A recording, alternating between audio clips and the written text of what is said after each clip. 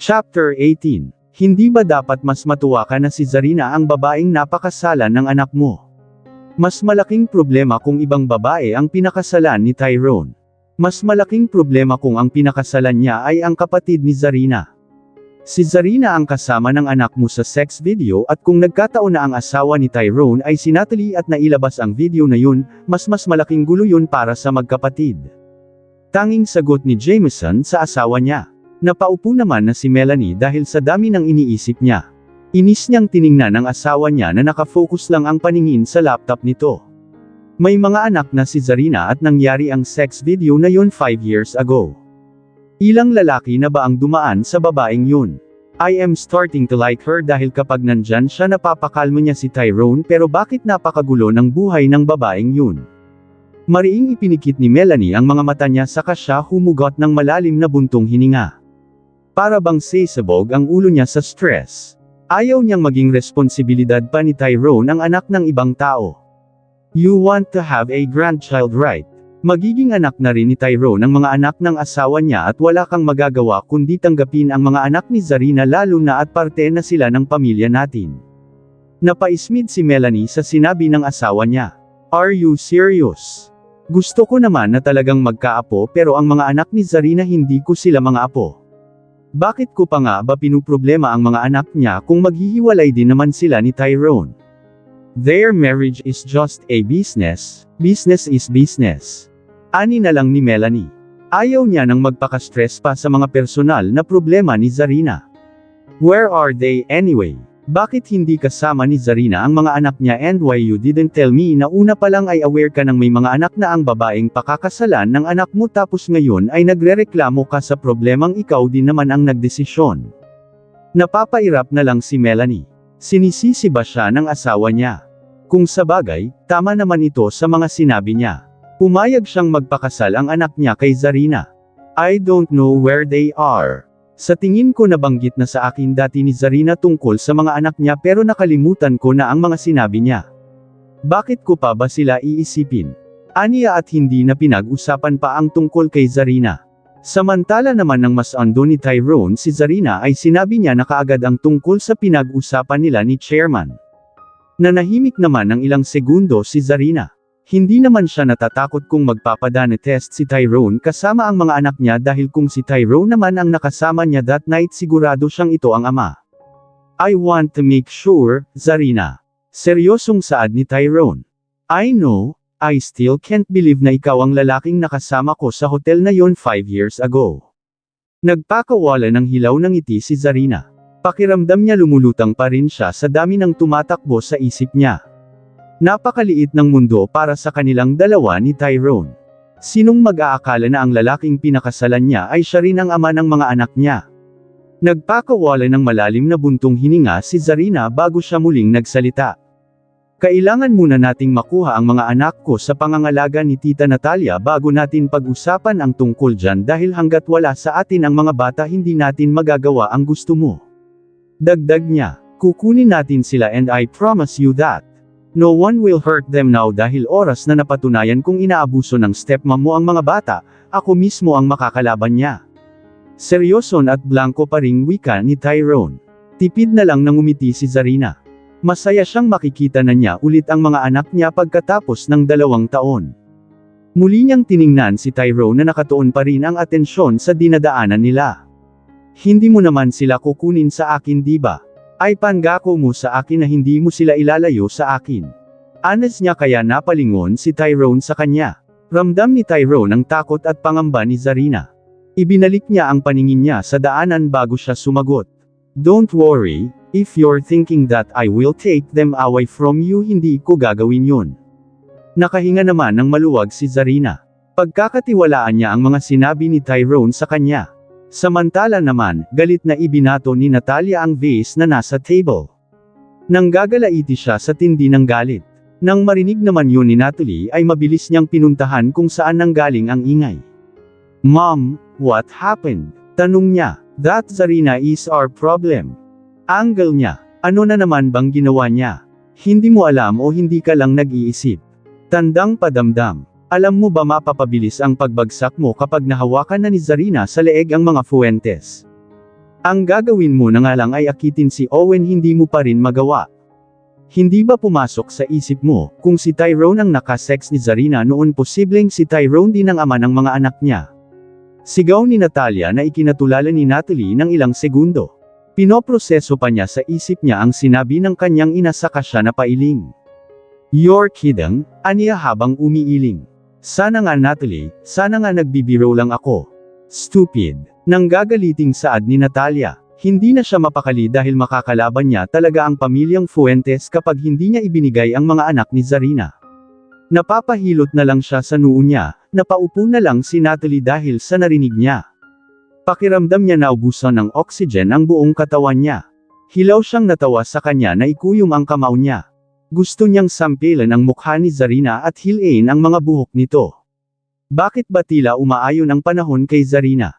Hindi siya nahirapan na kumbansihin si Tyrone na pakasalan siya rin ang palaging nilalapitan ni Owen, tapos ngayon naman posibleng mga Fuentes ang mga anak niya.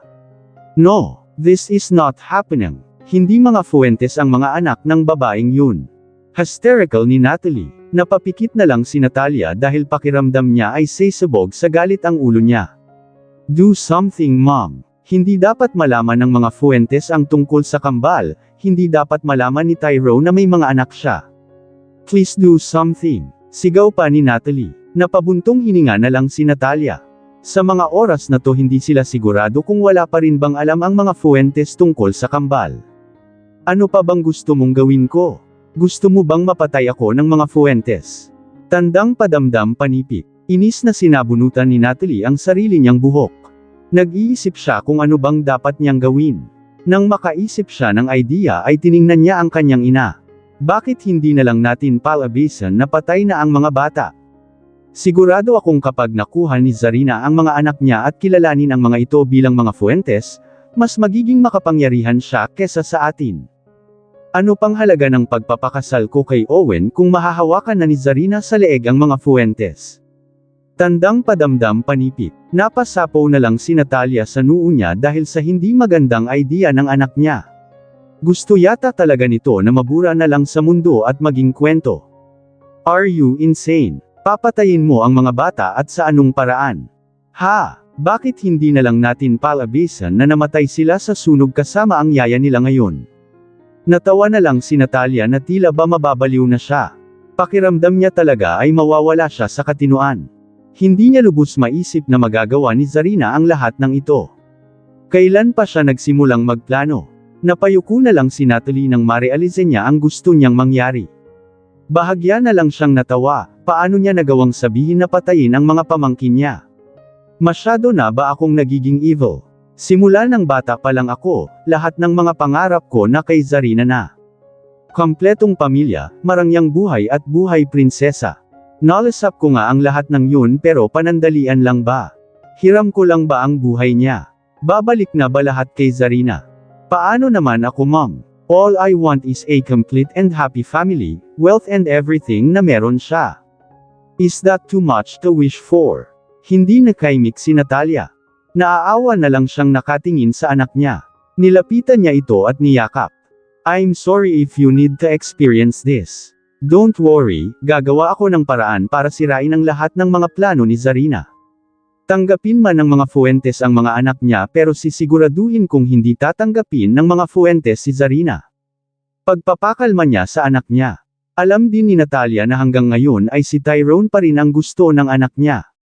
Pumayag lang ito sa kasunduan na magpakasal kay Owen dahil gusto niyang mas mapalapit kay Tyrone. Napatayo si Melanie sa kinauupuan niya dahil sa gulat. What did you say? Ulit niyang tanong sa anak niya dahil baka namali lang siya ng rinig. Nang malaman niyang pinuntahan ni Tyrone si Chairman at kinausap ito, ay pinuntahan niya kaagad ang anak niya para tanungin ito kung anong sinabi niya kay Chairman. Kilala ni Melanie ang anak niya, maraming taon na hindi humingi ng tulong si Tyrone kay Chairman dahil hindi maganda ang relasyon nilang dalawa. Say it again, Tyrone. Aniya nang hindi siya sagutin ng anak niya. Posibleng ako ang ama ng kambal ni Zarina. Sagot niya, natawa na lang si Melanie dahil sa kabaliwan na naiisip ng anak niya. Paano mo naman naisip ang bagay na yun? Isang beses lang may nangyari sa inyo at hindi ka sigurado kung ikaw lang ba ang dumaan na lalaki sa kanya. Seryoso namang sinalubong ni Tyrone ang tingin ng kanyang ina. Kailangan kong makuha ang mga bata para makapagsagawa ng DNA test. Sa paraan na yun malalaman ko kung anong totoo. Nagsalubong ang mga kilay ni Melanie. Hindi niya alam kung matutuwa ba siya o magagalit. If you want to know the truth then I will help you. Saad naman ni Melanie tila ba nakaramdam siya ng excitement lalo na at tila ba sigurado ang anak niya na siya nga ang ama ng mga anak ni Zarina. Samantala naman, umuwi si Zarina sa bahay nila para kausapin ang kanyang ama subalit wala ito sa bahay nila kaya ang sumalubong sa kanya ay ang malakas at malutong na sampal ni Natalia. Napaigting ang panga ni Zarina, ramdam niya ang pangiinit ng pisngi niyang sinampal pero hindi siya gumanti kay Natalia. Bahagya siyang yumuko para makiusap. Nagpunta ako rito para makiusap na ibalik mo na sa akin ang mga anak ko. Ayaw ko ng gulo tita, ang gusto ko lang ay ang mga anak ko. Magalang pa rin niyang pakiusap. Ayaw niyang galitin si Natalia dahil baka may gawin ito sa mga anak niya. Hilaw na tumawa si Natalia. Una pa lang ba ay alam mo nang si Tyrone ang ama ng mga anak mo? Planado mo na ba ang lahat ng to? Ha? Nanggagalaiting sigaw ni Natalia. Umiling naman si Zarina. Believe me or not pero wala akong alam na si Tyrone ang ama ng mga anak ko. Please, ibalik mo na lang sila sa akin. Walang gulong mangyayari. Pakiusap pa rin niya pero nagngit-ngit ang mga ngipin ni Natalia. Sa tingin mo ba makikita mo pa ang mga anak mo? Hinding-hindi mo na sila makikita. Mabilis na lumuhad si Zarina para makiusap. Ibababa niya ang pride niya dahil natatakot siyang saktan ni Natalia ang mga anak niya, ibalik nito ang galit nito sa mga anak niya. Maniwala ka sa akin hindi ko alam na si Tyrone ang ama ng mga anak ko, tita. Huwag mo na silang idamay please. Kung hindi ko man sila kayang alagaan noon dahil sa kalagayan ko, kaya ko na silang alagaan ngayon. As you can see, I'm perfectly fine now. Ngumisi lang naman si Natalia. Hinding-hindi ko sila ibibigay sa'yo at kahit kailan hindi mo na sila makikita pa. Hindi sila kikilalanin bilang mga Fuentes. Try it, Natalia. Sino ka ba sa inaakala mo? Ibigay mo sa akin ang mga apo ko kung ayaw mong sa kulungan ang bagsak mo. Try me, tiningnan ni Natalia si Melanie na kapapasok ng bahay nila. Napaawang na lang ang labi niya. Nilapitan na ni Melanie si Zarina at tinulungan itong tumayo. Are you okay? Bakit ka ba lumuluhod sa buwisit mong stepmom? Bakit hindi ka lumapit sa akin at hinayaan mo na lang ako na lang ang kumilos para sa mga anak mo? Wika ni Melanie kay Zarina, hinarap ni Melanie si Natalia sa kanya ito sinampal ng malakas na ikinaawang ng labi ni Natalia. What do you think you're doing? Trespassing ka, Mrs. Fuentes. Angle ni Natalia pero napasinghap na lang siya nang muli siyang sampilan ni Melanie. Gusto na rin sana umawat ni Zarina pero mas pinili niya na lang manahimik.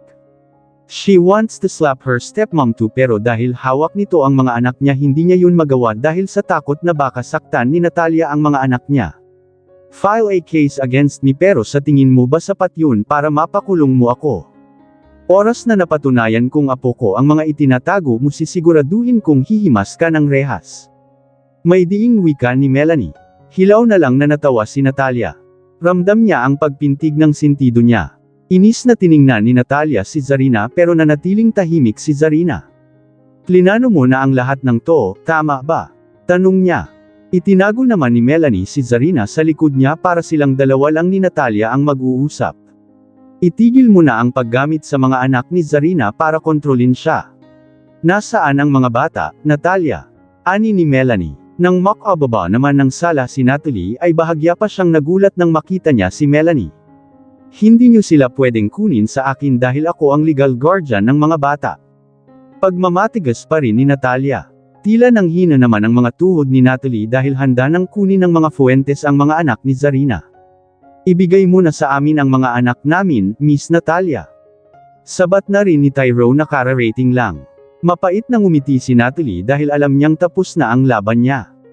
Paano pa niya mababawi si Tyrone kay Zarina kung may mga anak na sila? Hindi pa rin nawawala ang pagtingin ni Natalie para kay Tyrone. Gusto pa rin niya itong mabawi mula kay Zarina. Nang dumating si Mateo ay naguguluhan siya sa nangyayari. Nilapitan niya si Natalia at hinarap si Melanie.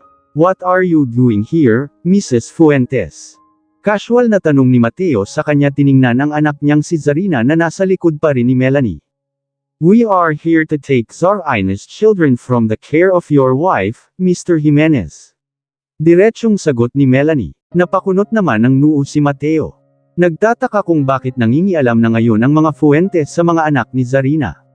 Napabuntong hininga na lang siya dahil siguradong humingi ng tulong si Zarina sa mga in-laws niya para makuha na niya ang mga anak niya. Kaya mo na bang alagaan ang mga anak mo? Bilang ni Mateo kay Zarina, nag-aalala lang si Mateo na baka masaktan ni Zarina ang mga anak niya kapag nawala ito sa katinoan.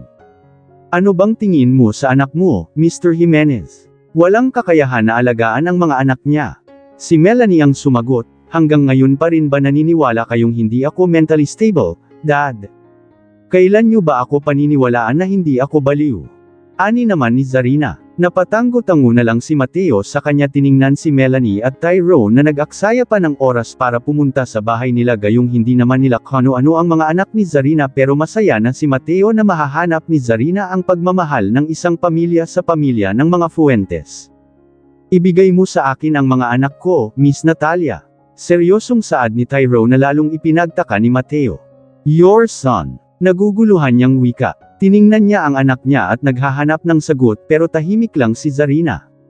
Nang maalala niya ang nangyari sa araw ng birthday ni Chairman ay naiintindihan niya na kung bakit nasabi ni Tyrone na mga anak niya ang mga anak ni Zarina. Si Tyrone ang kasama ni Zarina sa video. Napalunok si Mateo, isang makapangyarihang pamilya pala ang kinabibilangan ng mga apo niya. Pauwiin muna ng bansa ang mga anak ni Zarina, Natalia. Maautoridad na saad ni Mateo. Nagngit-ngit naman ang mga ngipin ni Natalia.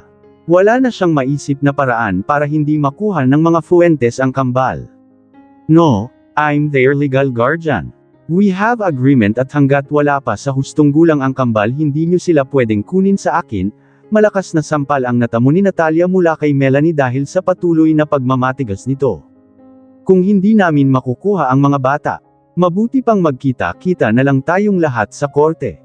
Ani ni Melanie sa kanya hinayla si Zarina palabas ng bahay. Sumunod na rin si Tyrone sa kanila. Nang hihina namang umupo si Natalie, sunod-sunod na bumagsak ang mga luha niya dahil ang buhay na gusto niya unti-unti na namang nakukuha yon ni Zarina. Ano ba sa tingin mo ang iniisip mo, Natalia? Fuentes ang kinakalaban mo. Wala ka nang magagawa kung gusto nang kunin ng mga ito ang kambal. Zarina is perfectly fine now and I'm sure na kaya niya nang alagaan ang mga bata. You don't need to worry anymore na baka saktan ni Zarina ang mga anak niya. She's mentally stable now at kung totoo man na si Tyrone ang ama ng kambal, mabuti pang pauwiin mo na ang mga bata sa bansa dahil hindi mo gugustuhin na kalabanan ang mga Fuentes. May mga upcoming projects pa ang kumpanya at kailangan natin ang mga Fuentes. Gusto mo bang sirain ang lahat ng mga plano natin? Saad ni Mateo. Inis namang nag-walk out si Natalia. Napapahilot na lang si Mateo sa sentido niya. Sumakay naman na si Zarina sa sasakyan ni Tyrone habang nauna naman nang umalis si Melanie. Bakit hindi mo ako hinintay? Sinabi ko naman sa'yo na sasamahan kita. Ani ni Tyrone. Nagpakawala naman ng malalim na buntong hininga si Zarina, iniisip pa rin niya ang mga anak niya. Nag-aalala siyang may gagawin na naman ito sa mga anak niya. Gusto ko lang siyang pakiusapan ng maayos. Maraming beses nang sinaktan ni Tita Natalia ang mga anak ko para makontrol niya ako. Paano kung saktan niya na naman ang mga ito bago niya ibalik sa atin? Paano kung mas malala pa ang gawin niya ngayon? Nag-aalala niyang saad.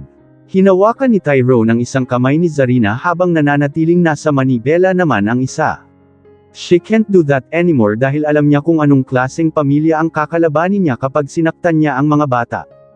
Nakahinga naman ng maluwag si Zarina, sana nga ay makaramdam ng takot ang stepmom niya para hindi nito saktan ang mga bata. Paano kung hindi mo anak ang mga bata? What will you do? Kuryoso niyang tanong. Nanatili namang kalmado si Tyrone. Anak ko man sila o hindi kukunin natin sila. Sila naman ang dahilan kung bakit nakipagkasundo ka sa akin, di ba? I'm your husband at ang mga anak mo ay mga anak ko na rin. I can adopt them and they can use my surname kung papayag ka. Anak ko man sila o hindi. Napatitig si Zarina kay Tyrone. Is he serious? Inis na umupo si Natalia sa kama ng anak niya. Hindi niya akalain na magagawa ni Zarina ang lahat na ito. Masyado ko siyang minaliit. Dapat sana ay hindi ko na siya pinakawalan sa mental hospital noon. Paanong hindi siya nabaliw gayong regular naman ang mga gamot na pinapainom sa kanya? Ani ni Natalia. Hindi naman makapaniwalang tumingin sa kanya si Natalie. Ginagawa mo ba siyang baliw, Mom? So, it's true na hindi talaga siya baliw. Paano mo nagawa sa kanya yun? Bahagyang nagulat si Natalia nang marealize niyang nasa loob pala siya ng kwarto ng anak niya. Mabilis niyang iniwas ang paningin niya pero ramdam niya ang mariing pagtitig sa kanya ng anak niya. Mom, answer me. Ang alam ko ay nawala sa katinyuan ng pag-iisip si Zarina dahil sa nangyari sa mommy niya.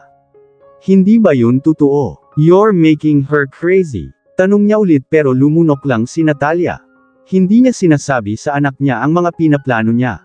Don't tell me na pinilit mo lang din siyang papirmahin sa agreement niyo na ikaw muna ang pansamantalang legal guardian ng mga anak niya. Dagdag pa ni Natalie. Stop questioning me, will you? I am doing this for US.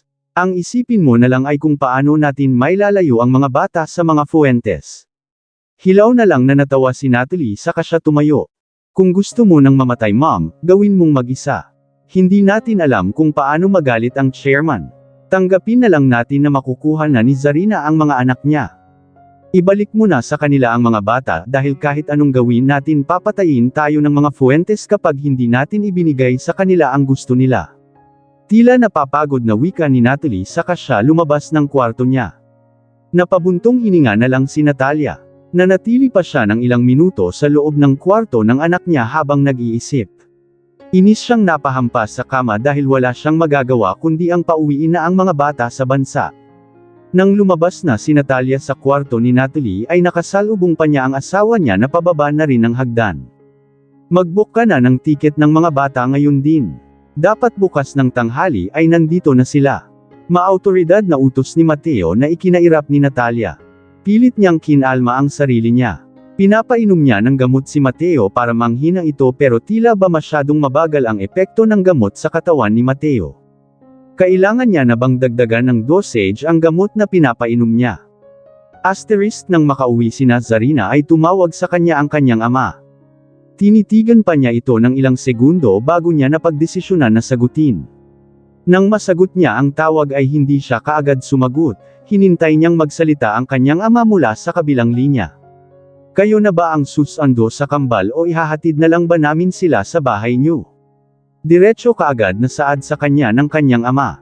Napalunok si Zarina hindi niya maipaliwanat ang excitement na nararamdaman niya. Makakauwi na ba talaga ng bansa ang mga anak niya? When? Tipid niyang tanong. Tomorrow before lunch ang landing ng eroplanong sasakyan nila. Sagot ng kanyang ama. Mabilis na bumagsak ang mga luha ni Zarina dahil sa kasiyahan na nararamdaman niya. Natutap niya ang bibig niya para iwasan na hindi humikbi. Humugot siya ng malalim na buntong hininga para mawala ang tila barado sa lalamunan niya. We will fetch them, sagot niya sa kanya ibinaba ang tawag. Nakahinga siya ng maluwag ngayong alam niyang makikita at makakasama niya na ang mga anak niya. Are you okay? Is something happened? Tanong ni Tyrone nang mapansin niya ang pagpunas ng mga luha ni Zarina. Mabilis namang umiling si Zarina sa kanya iniwas ang paningin niya. Nilapitan naman siya ni Tyrone sa kahinawakan ni Tyrone ang baba ni Zarina para iangat ito nang sa ganun ay magsalubong ang mga mata nila. Tell me, what's wrong? Malambing niyang tanong. Hindi pa man napapatunayan ni Tyrone kung siya nga ba talaga ang ama ng mga anak ni Zarina pero hindi niya na maitatanggi ang nararamdaman niya para rito. Makakauwi na bukas ang mga anak ko. Ako ang susando sa kanila sa airport. I'm just happy because for many years I will be with them again. Sagot niya, hindi niya na napigilan ang sarili niya at niyakap na si Tyrone. Thank you so much. Hindi ko magagawa ang lahat ng to kung hindi dahil sayo. Aniya pa, dahan-dahan na ring itinaas ni Tyrone ang isa niyang kamay para yakapin si Zarina.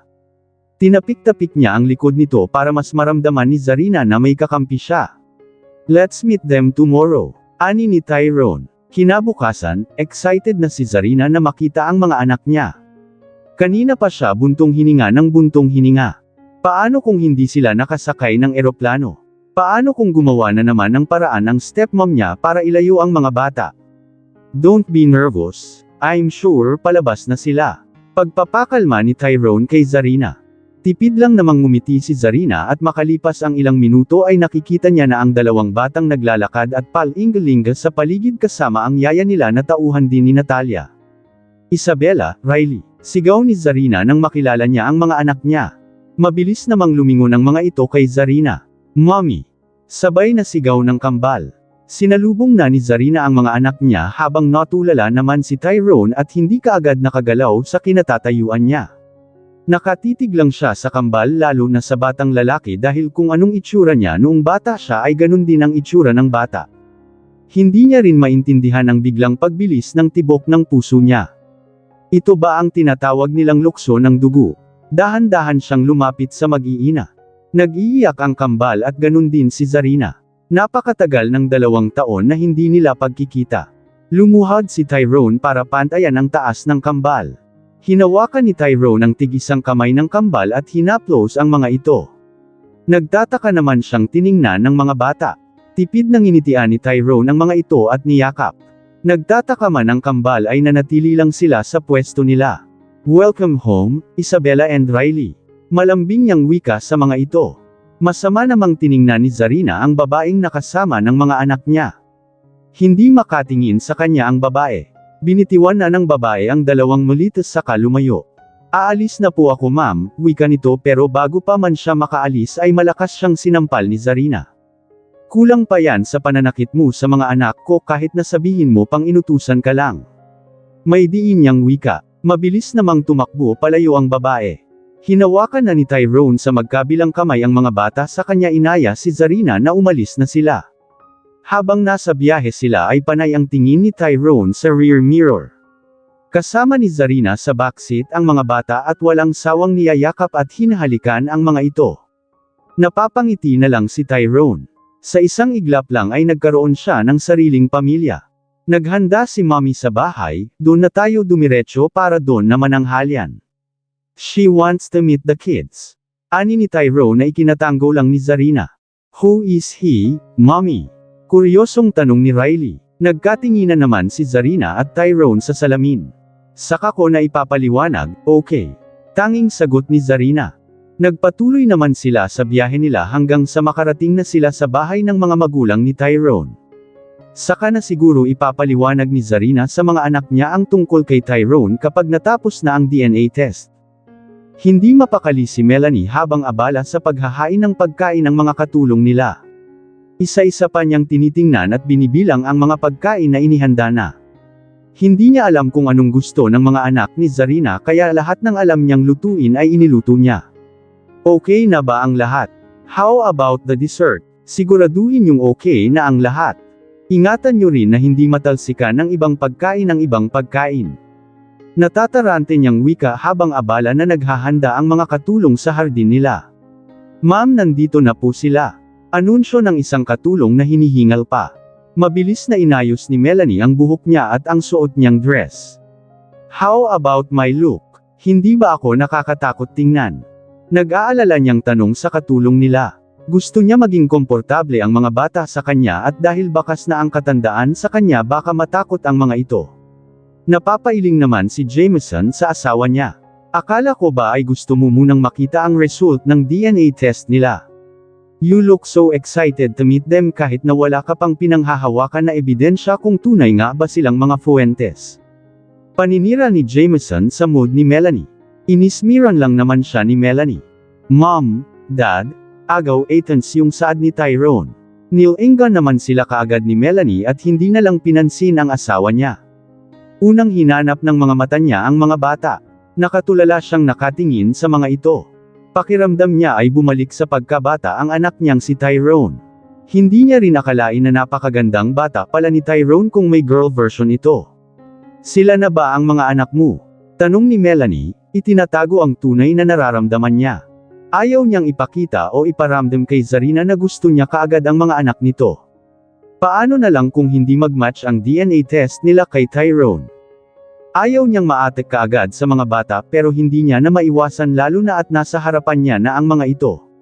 Yes, Mrs. Fuentes, sagot ni Zarina. Napabuntong hininga naman si Melanie sa kanya nilapitan si Zarina. You can call me mom. Pasensya na sa mga nasabi ko sa'yo. I hope you understand me, aniya. Naiilang naman si Zarina pero tumanggaw na lang siya. Hindi niya alam kung hanggang kailan na naman magiging mabait sa kanya ang baynan niya.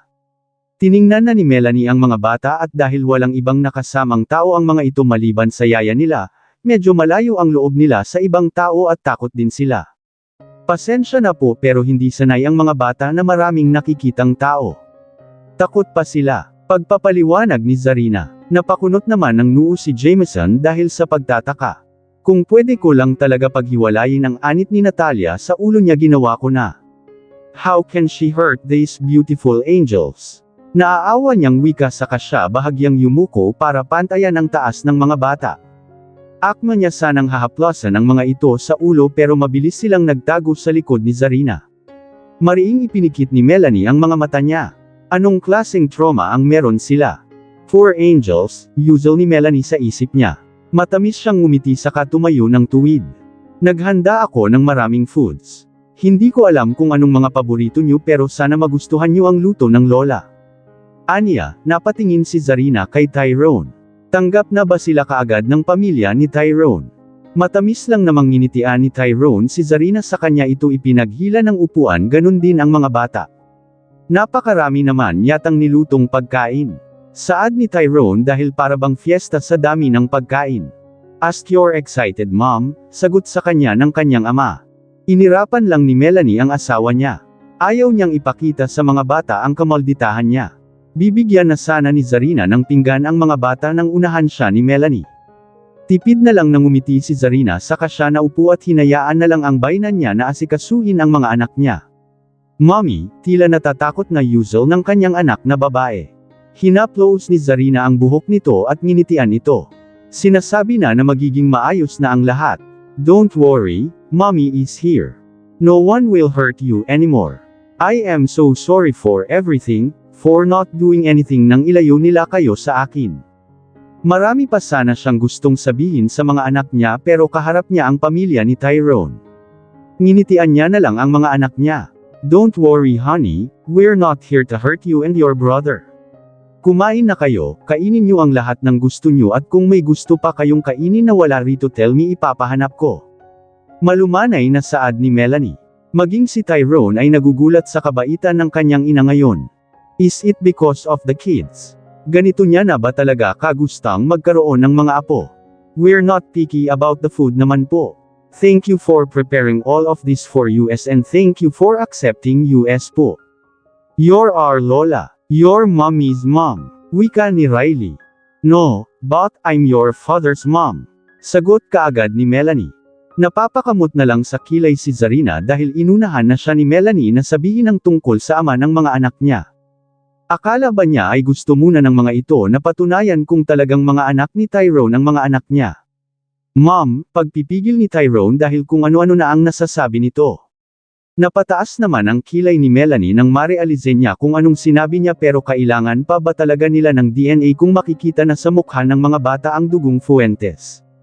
Sige na, kumain na kayo. I hope you will enjoy your food. Tanging saad na lang ni Melanie sa mga bata.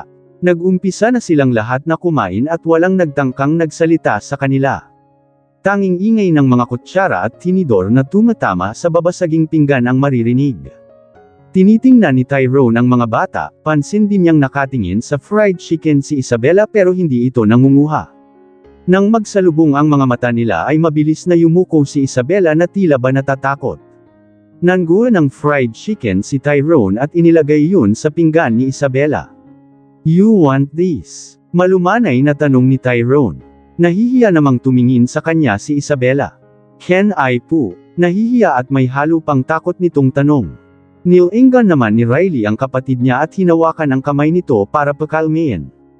Pasensya na po, she's afraid to take food dahil sa tuwing kumukuha siya ng food hinahampas ni Yaya ang mga kamay niya. Kinakain lang po niya ang pagkain na inilalagay sa pinggan niya. Pagpapaliwanag ni Riley kung bakit takot ang kapatid niya.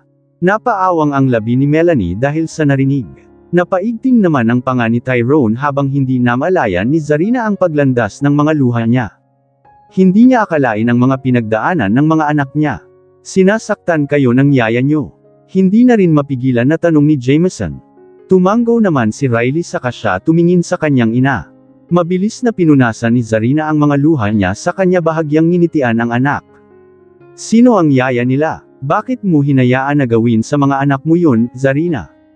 Kilala mo man lang ba ang yaya na kinuha mo para mag-alaga sa mga anak mo?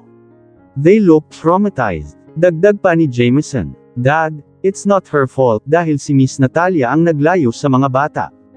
Inilayo at itinago ni Miss Natalia ang mga anak ni Zarina para makontrol niya si Zarina. Si Tyrone kaagad ang sumagot. Let's not talk about that here.